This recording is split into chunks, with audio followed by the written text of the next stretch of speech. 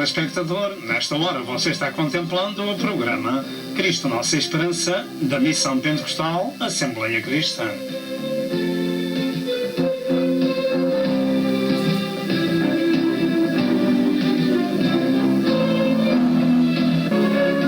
O alvo deste programa é a glória de Deus e a salvação da sua alma.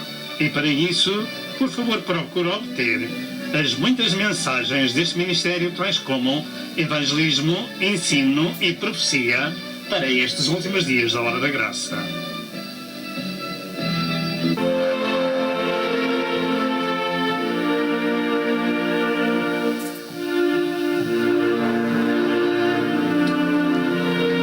Prepare-se para o iminente evento universal que é o arrebatamento da Igreja de Cristo, a fim de evitar passar pela grande tribulação.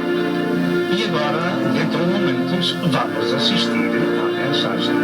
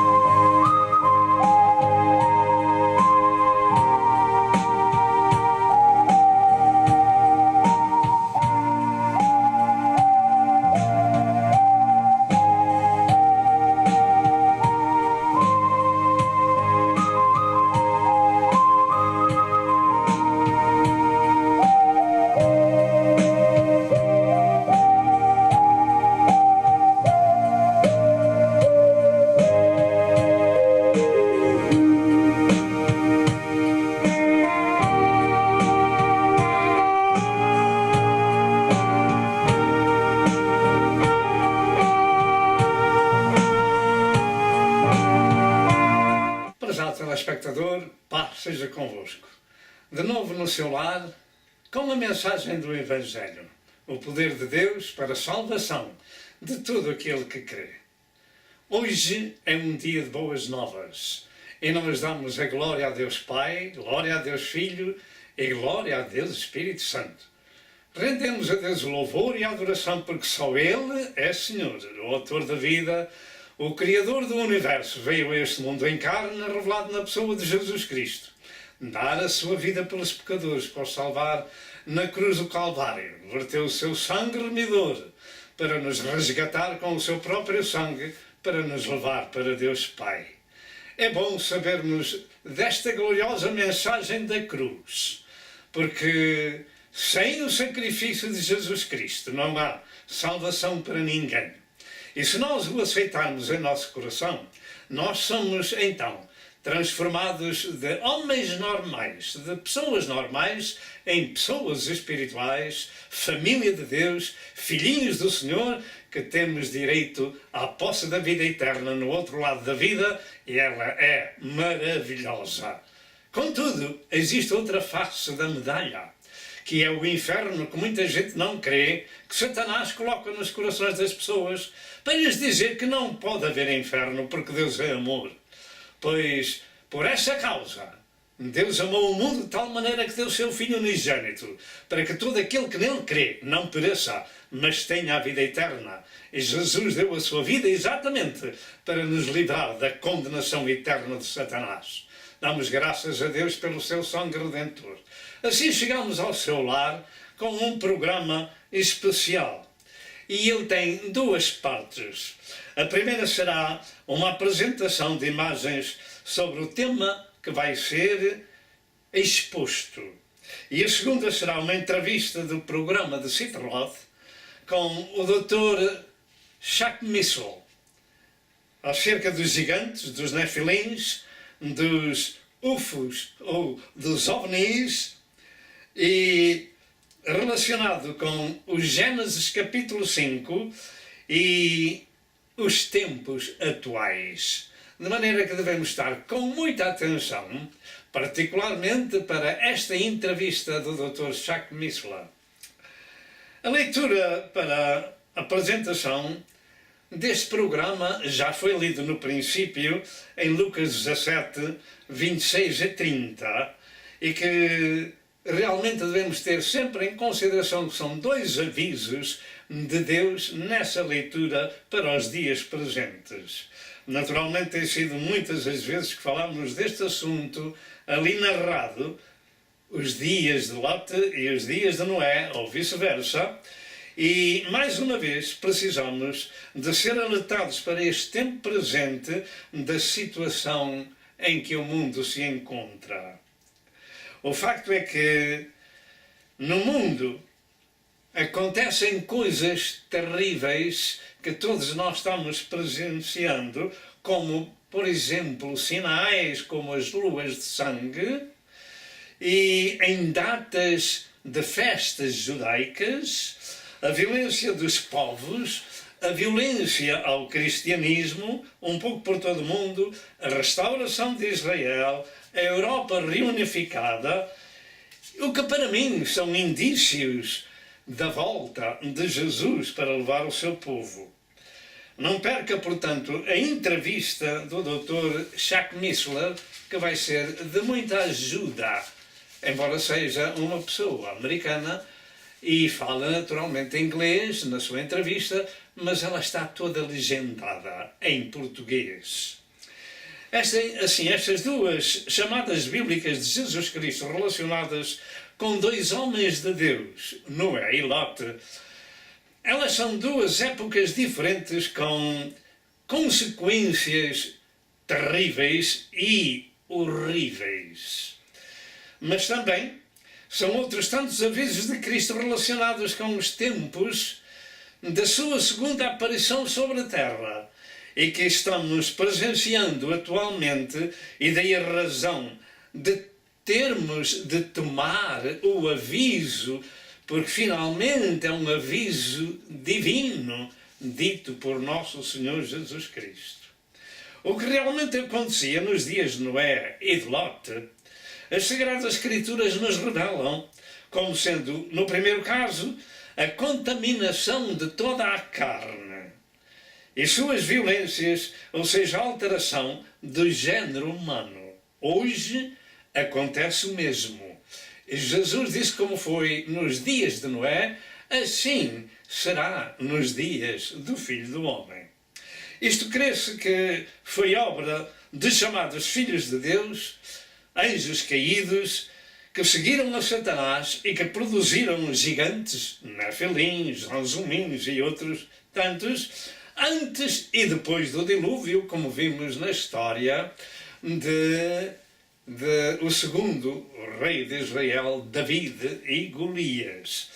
Mas em Gênesis 6, verso 1 ao verso 4, está narrada essa história e que levou muitos servos de Deus a meditarem um pouco mais profundamente sobre este assunto do dilúvio ali narrado. Porquê veio o dilúvio sobre a terra? Porquê é que Deus destruiu toda a carne e só salvou uma família? É porque toda a carne estava corrompida. E não vou dizer que era corrompida pelo pecado normal, mas sim corrompida sexualmente. Toda a carne estava corrompida dessa forma e só a família de Noé se aproveitava. E para dar continuação à raça, para que o Messias pudesse nascer de raça humana que Deus criou pura, Deus destruiu toda aquela que estava contaminada. E estes chamados filhos de Deus se encontram em Job 1 e verso 6, Job 2 e verso 1 e Job 38 e verso 7. E ainda que exista uma outra interpretação acerca dos filhos de Deus e das filhas dos homens, estas escrituras dadas, creio que não nos deixam lugar para dúvida acerca da interpretação de quem são os filhos de Deus e as filhas dos homens. E também, no segundo caso, ou seja, nos dias de Lote, eu creio que não existe qualquer dúvida de que Deus enviou o seu juízo sobre Sodoma e Gomorra e as outras cidades da Campina com fogo e enxofre, porque assim está escrito em Gênesis capítulo 19, e ainda hoje se vê em muitos dos vestígios da destruição daquelas cidades e que nós vamos contemplar. Agora então vamos apresentar algumas imagens e alguns clipes de vários acontecimentos do passado relacionados com esse passado e aviso para o presente, para nos alertar dos tempos em que estamos vivendo e da necessidade de buscarmos ao Senhor enquanto se pode encontrar. O mundo está corrompido, está podre moralmente e estamos vivendo dias semelhantes aos dias de Noé e de Lote. Vamos acordar para este assunto e vamos, em primeiro lugar, então, ver algumas fotografias daquilo que temos falado e depois vamos assistir à entrevista de Sid Roth com o Dr. Chuck Missler.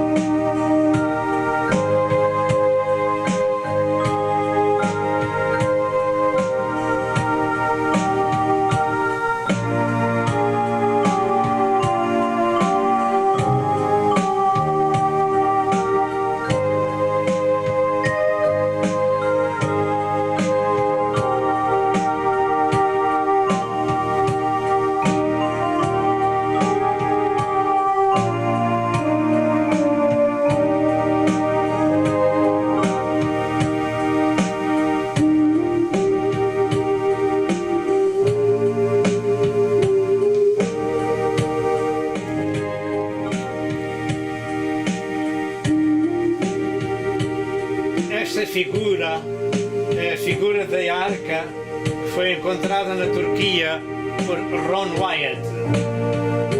A arca de Noé finalmente foi encontrada. Graças a Deus, porque a Santa Escritura sempre está certa.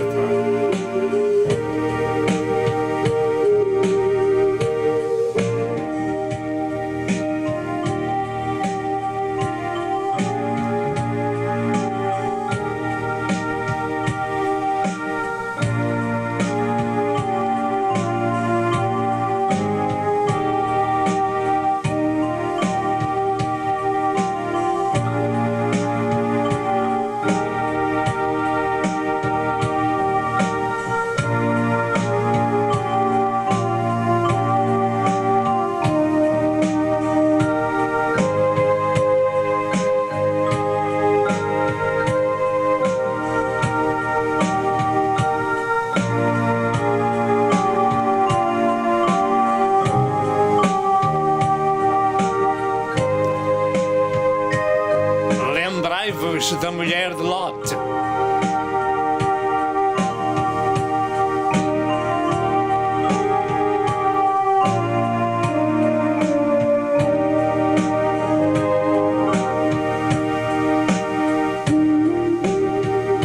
Estas são ruínas de Sodoma e Gomorra.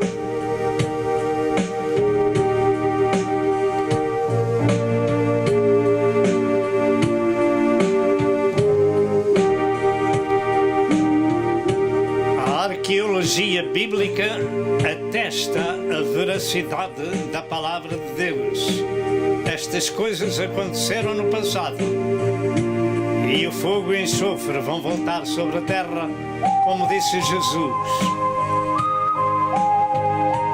Enxofre, bolas de enxofre ainda se podem ver nestes dias, naqueles lugares.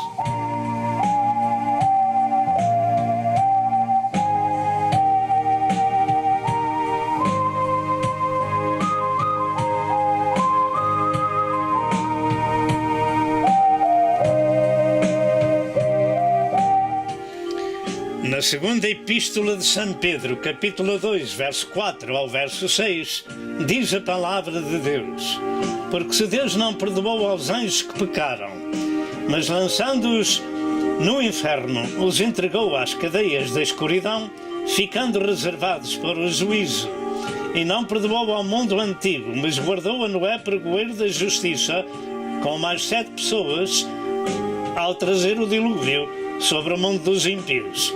E quando não há subversão, as cidades de Sodoma e Gomorra, reduzindo-as a cinza e pondo-as para exemplo aos que vivessem impiamente. Deus, ainda hoje, tem estas cinzas em frente de nós, para que saibamos que a palavra de Deus terá que ser cumprida em todos os seus detalhes. Assim foi no passado e no futuro. A ira de Deus reservada no livro do Apocalipse e noutras partes da Bíblia virão um dia sobre a terra, e tudo indica que será para breve. Estas ruínas do passado lá no Médio Oriente podem ser vistas como estamos contemplando. Vem aí o juízo de Deus sobre a terra, e nós somos avisados de muita e vária forma para evitar o sofrimento que há de vir sobre a terra.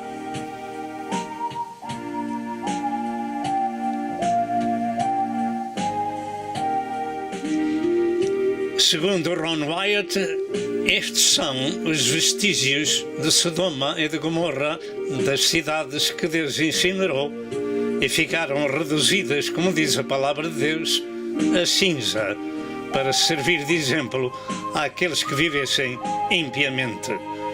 Somos avisados na palavra de Deus a tomar outro caminho. Os pecadores precisam de arrependimento e voltar a face ao Senhor e não as costas. porque vem aí o dia do juízo de Deus sobre a terra e nós podemos evitá-lo.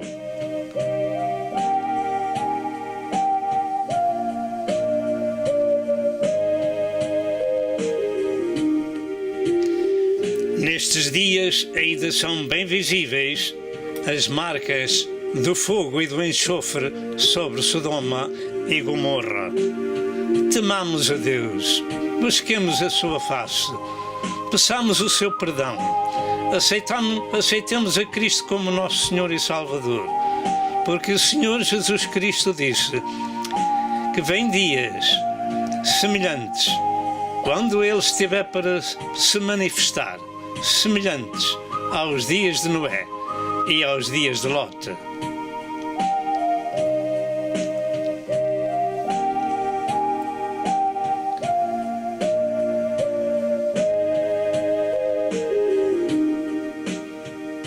E agora, meus amados, ao vermos estas coisas do passado e narradas nas Santas Escrituras, elas foram lembradas por Nosso Senhor Jesus Cristo que voltariam a acontecer e são o cumprimento das profecias para o fim dos tempos, para o fim da era da graça de Deus.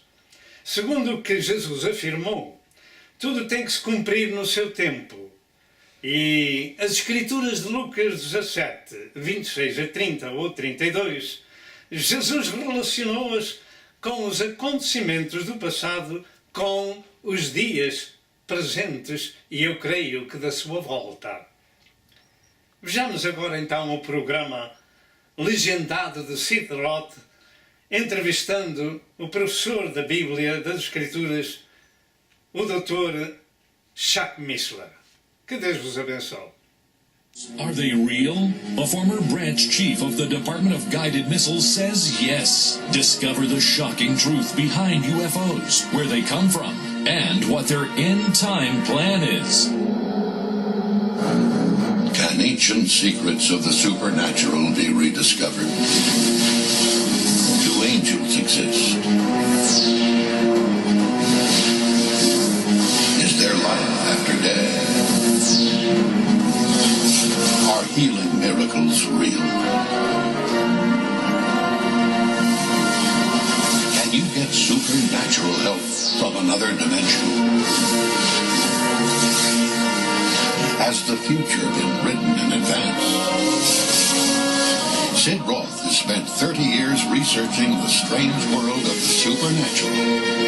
Join Sid on this edition of It's Supernatural. Hello, Sid Roth here. Welcome to my world where it's naturally supernatural. Are UFOs real? I mean, for sure. Does the Bible talk about them? Are UFOs involved in end-time Bible prophecy, end-time events? Could they be a little piece of a puzzle that we have missed? My guest, Chuck Missler, says yes. He's a Naval Academy graduate and former branch chief of the Department of Guided Missiles, CEO of 6 public companies. 4 of the 6 were highly classified in the Department of Defense. Chuck Missler, you are such, in my opinion, and I'm entitled to say this, you are such a renowned, wonderful Bible teacher. Are you a little missugar? What are you talking about? UFOs, flying saucers? I mean, I don't get it. Well, first of all, I appreciate the intended encouragement, but I really came at this whole subject because of my love for the Bible.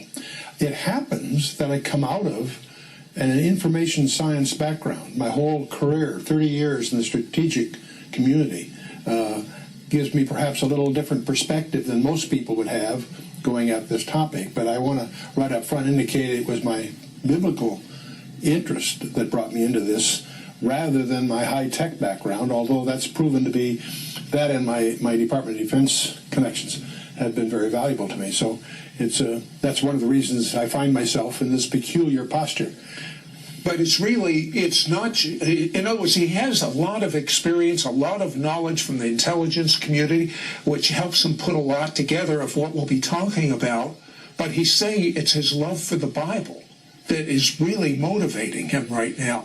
So you found a controversial verse in Genesis 6, which has to do with a prophecy that Jesus said. I start with Jesus, and in Matthew 24, he gives 4 disciples an inside briefing on his second coming.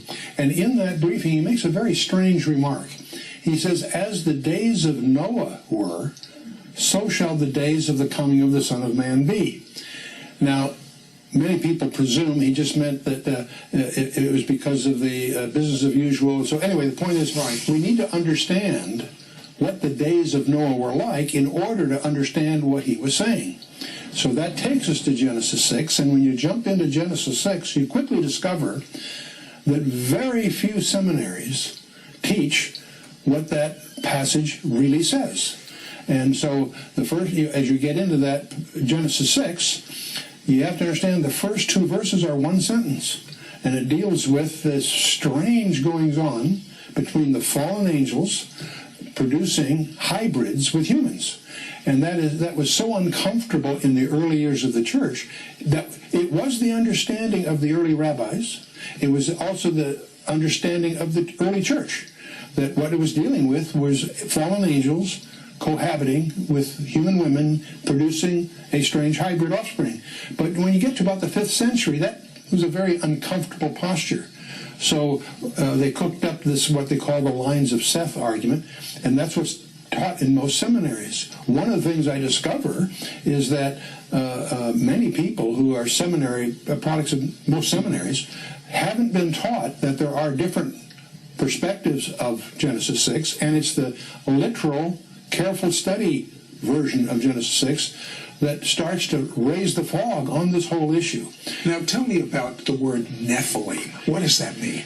In the Hebrew, it comes from the verb nephal. It means the fallen ones, and that's the term used. Don't confuse that with the fallen angels.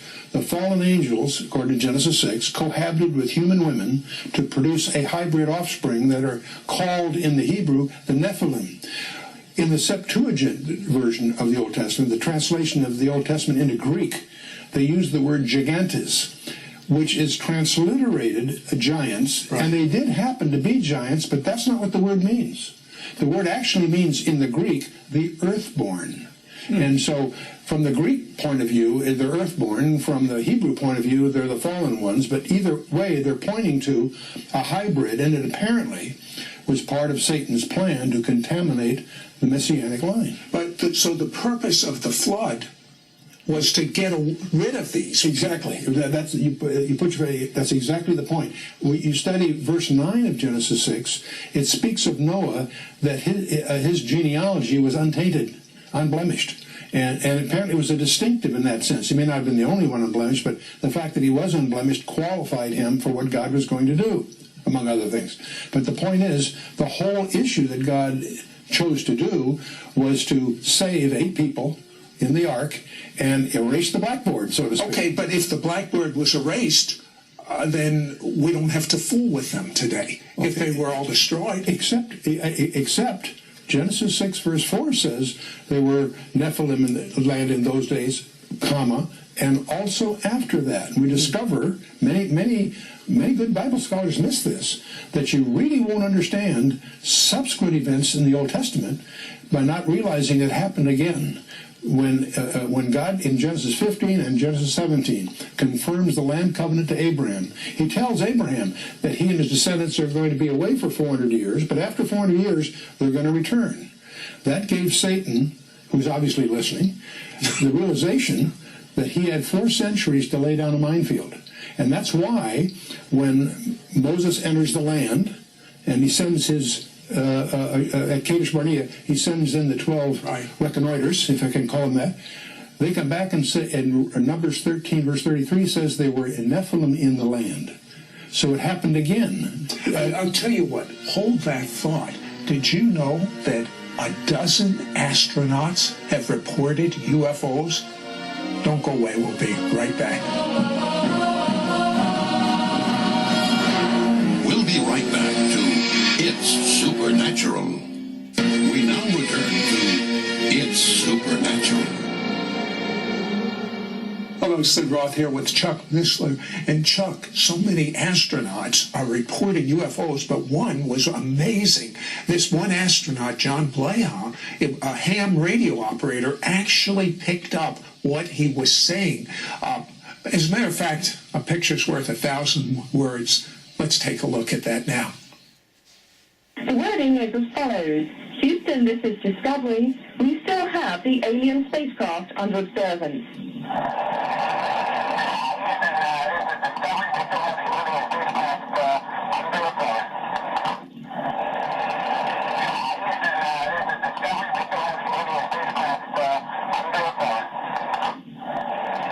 I have a question for you. Why is there so much misinformation? Why are there so many cover-ups? I mean, when astronauts are reporting UFOs, what is the reason, in your opinion, for the misinformation, the cover-up? I would be conjecturing, like most people, one of the great mysteries in this whole area is why the cover-ups by all the governments, but most by the United States. Other countries are starting to release those information, but in the United States, there's a deliberate attempt to hide this area, and that's probably the biggest mystery. Isn't this one? The biggest one is Roswell. Why is the Roswell incident back in 1947 enjoy a higher level of classification than our most sensitive warheads? You're from the intelligence community. You should tell me. Well, it makes no sense. I agree. And it's a mystery. I don't have a conjecture as to why they're doing it, but it's clear 2 presidents and 4 congressmen have been unable to crack the security that surrounds the Roswell incident. Why? That was 60 years ago. And that's the mystery. Obviously, there's all kinds of bizarre stories that have come out of that experience.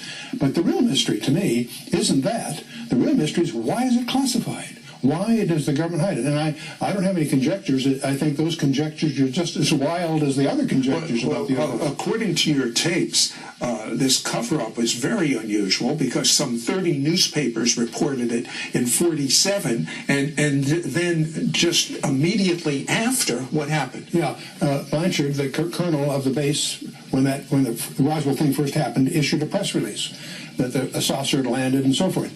Within a few hours, 400 miles away, the Brigadier General in charge of the 8th Air Force countermanded that press release and hatched this story about it was a weather balloon and so forth.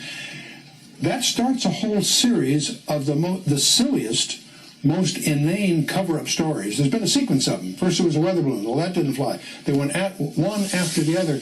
And to the community, it's almost insulting because the cover-up stories are so empty, so foolish, so ridiculous. What about that new technique, digital imaging? Yeah, it's interesting that when Brigadier General Ramey made his press release countermanding Blanchard's, the press took pictures.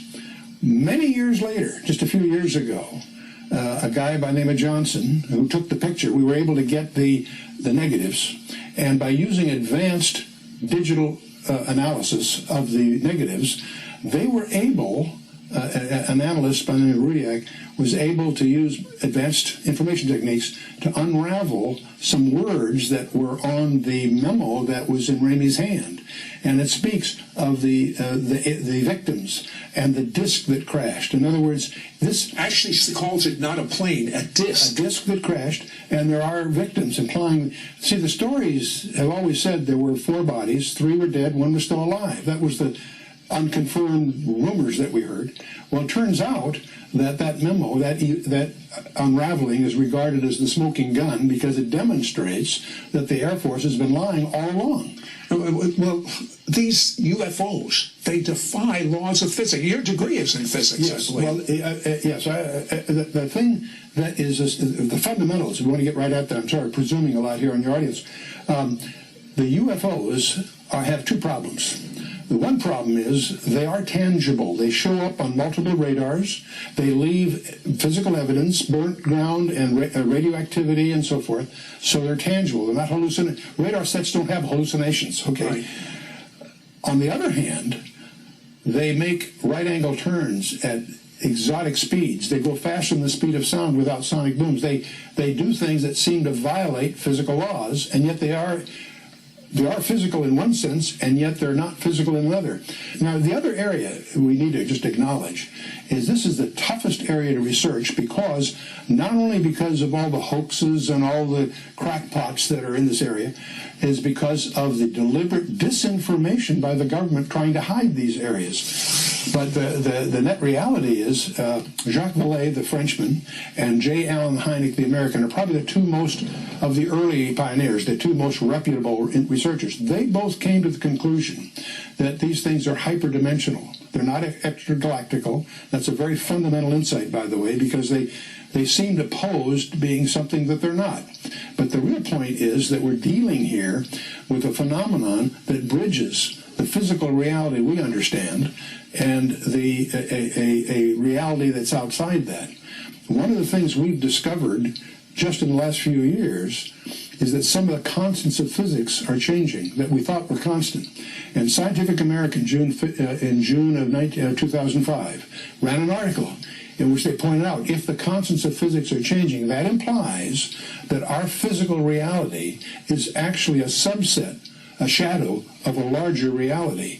And when you start dealing in the UFO area, that's one of the other demonstrations that there is a hyperdimensional aspect to this. And you actually, from your research, believe that some of the people that report they've been abducted is actually true. That is the spookiest side of this whole area, and probably the classic author in this area is Dr. John Mack, head of psychiatry for Harvard Hospital. He's written a book on this whole area. Clearly, and there was a conference at MIT on this whole subject. There are enormous numbers of people. Some estimates are between over 1% of the population, maybe as high as 2 or 3%, claim to have had an experience which involves being abducted by these vehicles or whatever. And now their stories are too bizarre to accept on the one hand. On the other hand, when you profile these people, they're above average intelligence, no prior psychiatric history, clearly subject to some serious trauma, and not anxious. They're almost trying to hide the stories rather than reveal them. And their stories are similar. That's the thing that's so amazing. They're united by some common threads. In fact, that was Mack's challenge to the conference at MIT. He says, if what these people say is happening isn't happening, what is happening? Because these stories all have common links. I'll tell you what, hold that thought. When we come back, we're going to talk about how these UFOs tie in with end times. Don't go away. We'll be right back.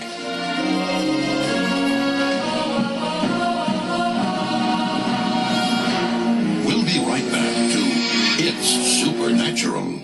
We now return to It's Supernatural. Hello, Sid Roth here with Chuck Missler. And Chuck, the only reason you're involved in this is it's a missing ingredient, a missing piece, something that no one looks at in the end times, these UFOs. Are these people around today, in your opinion, these descendants of the Nephilim?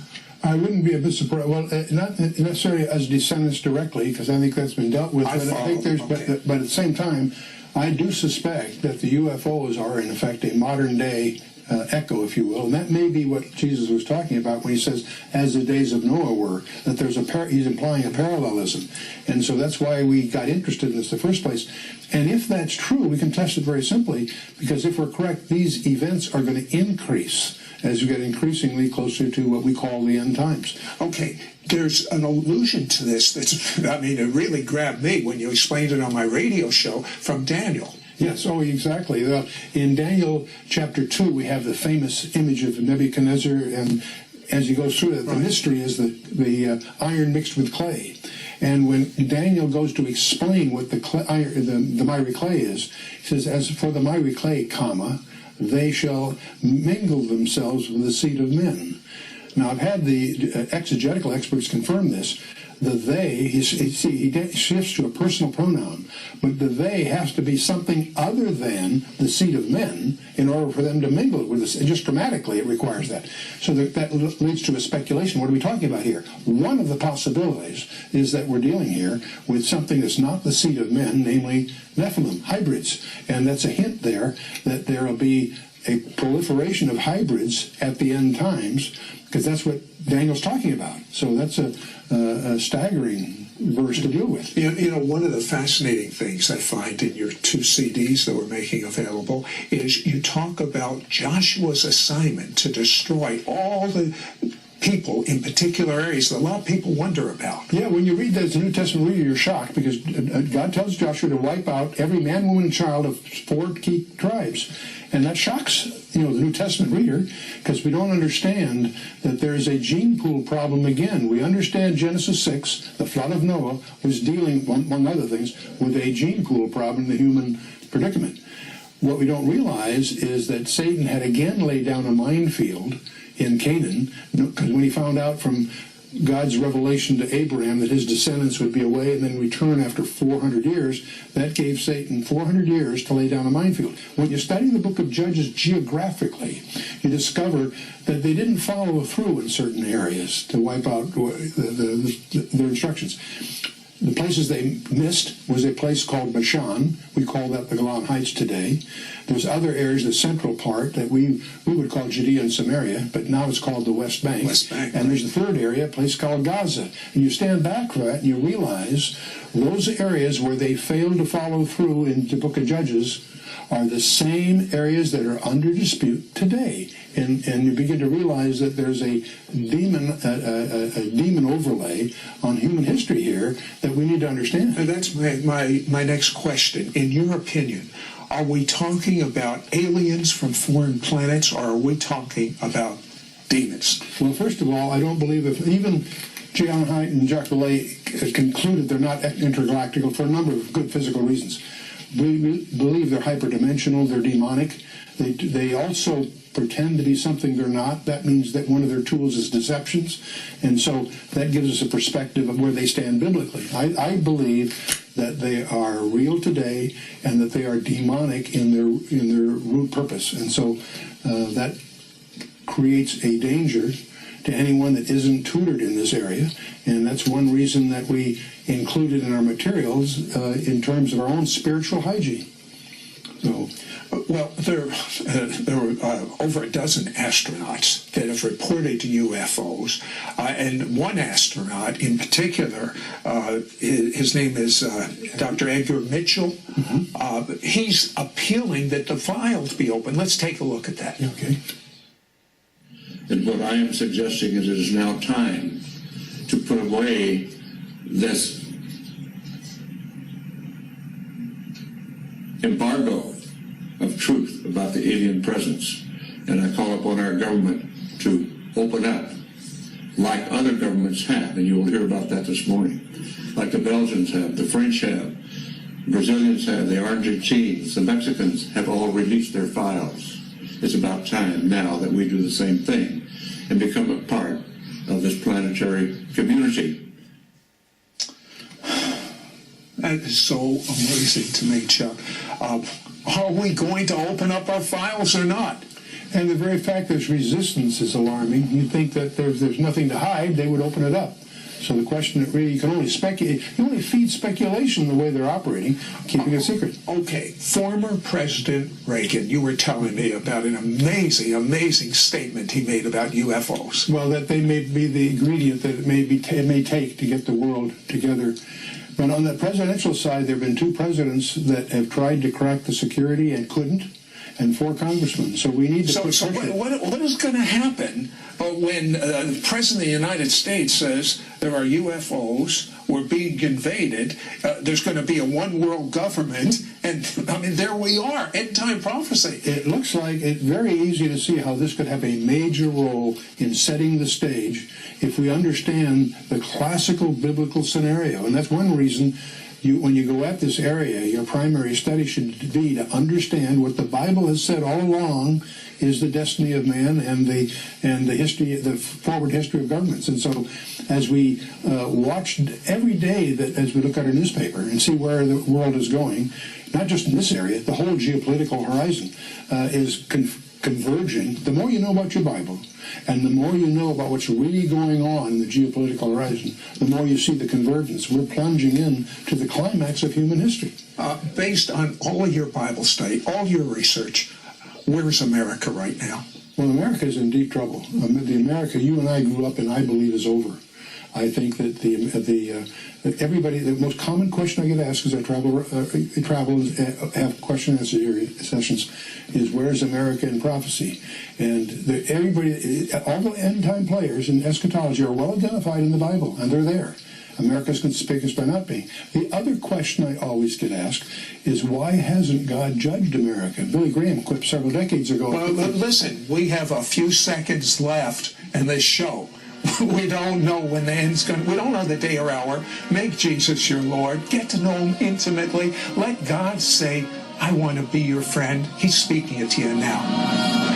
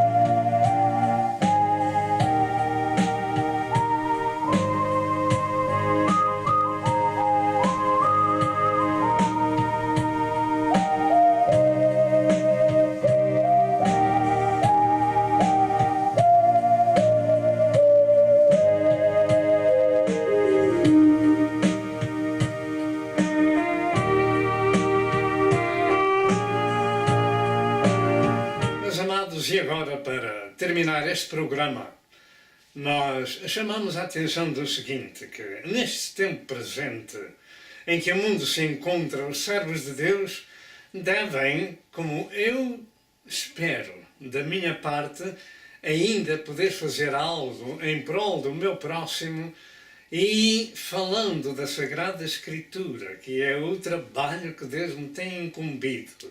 Creio que devemos fazer o serviço dos atalaias, de ministrar ao povo os avisos divinos contidos nas Sagradas Escrituras e que realmente estão acontecendo nestes dias, aquilo que nelas existem ou estão inseradas. Portanto, é bom estar atento àquilo que se passa no mundo, compará-lo com a Palavra de Deus e chegar a uma conclusão. Estamos vivendo os dias do fim da era da graça de Deus.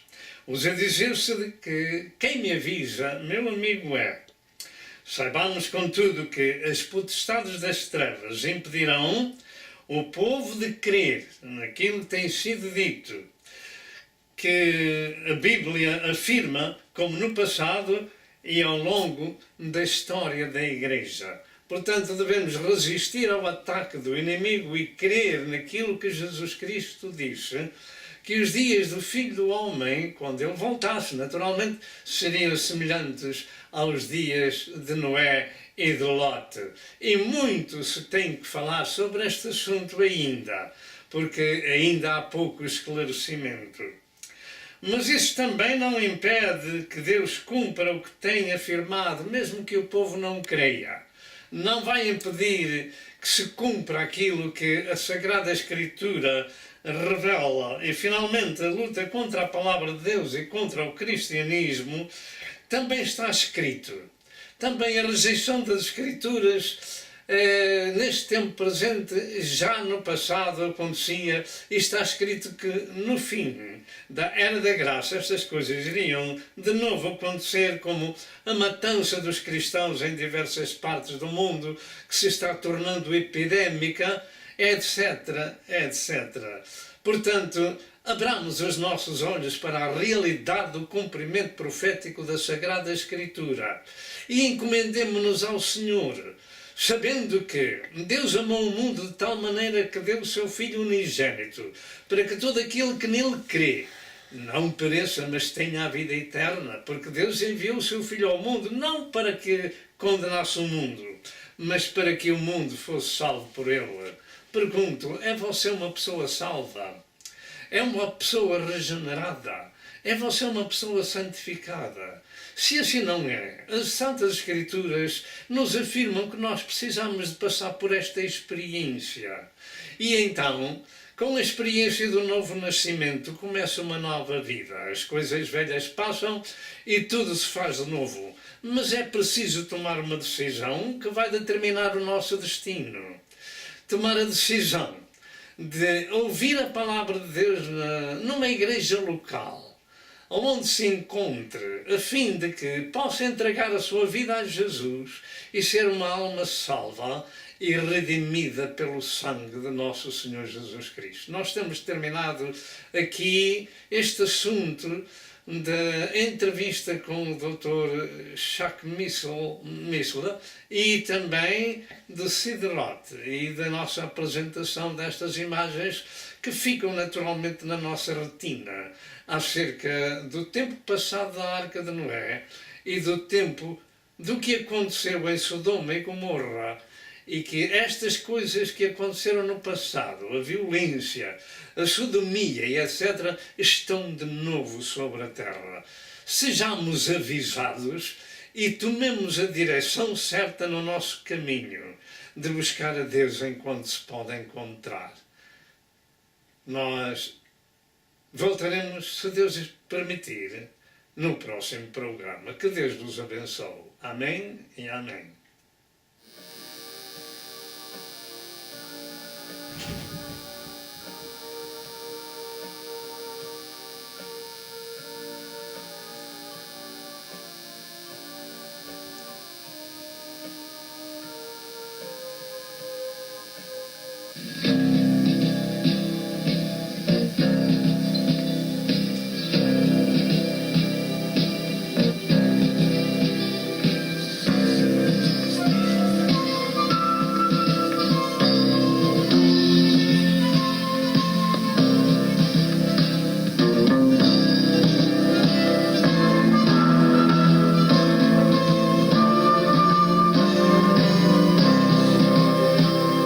Prezado telespectador, eu creio que você foi abençoado com a mensagem deste dia.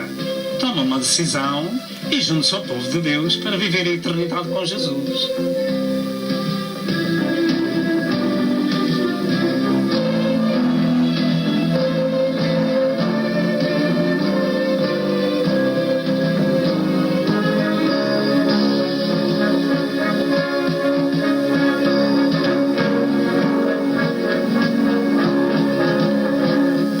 Telefone para Pastor Sousa. Que Deus o abençoe e até ao próximo programa, se assim Deus o permitir.